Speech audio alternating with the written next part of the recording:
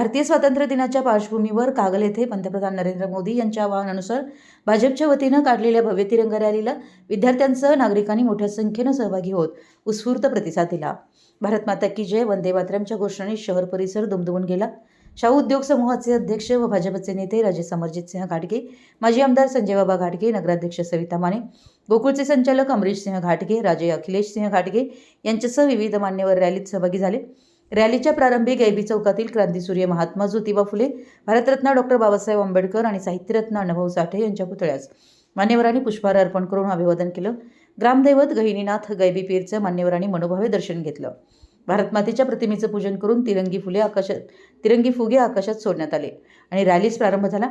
गैबी चौकातून शहरातील प्रमुख मार्गावरून ही रॅली बसस्थानक परिसरातील छत्रपती शिवाजी महाराजांच्या पुतळ्यापर्यंत काढण्यात आली। येथे मान्यवरांनी छत्रपती शिवाजी महाराजांच्या पुतळ्यास पुष्पहार अर्पण करून अभिवादन केलं। तिरंगा हातात घेऊन सहभागी झालेल्या विद्यार्थ्यांमध्ये आणि नागरिकांमध्ये मोठा उत्साह दिसून आला।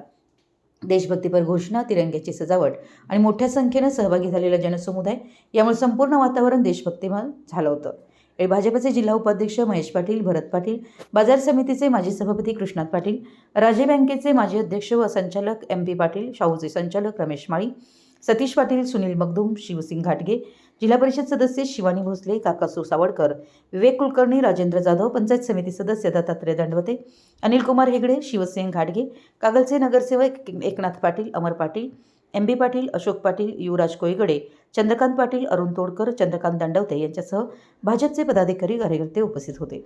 तिरंग्याच्या साक्षीनं देशभक्तीचा जागर कागलमध्ये आयोजित करण्यात आलेल्या तिरंगा रॅलीत विविध समाज घटकांनी उत्स्फूर्त सहभाग नोंदवला। हातात तिरंगा घेऊन सहभागी झालेल्या नागरिकांनी देशभक्तीच्या घोषणा देत स्वातंत्र्य दिनाचा उत्साह द्विगुणित केला। रॅलीच्या निमित्तानं शहरात राष्ट्रीय एकात्मता आणि देशभक्तीचा संदेश प्रभावीपणे पोहोचला। मराठी न्यूजसाठी कागलहून प्रशांत दळवी।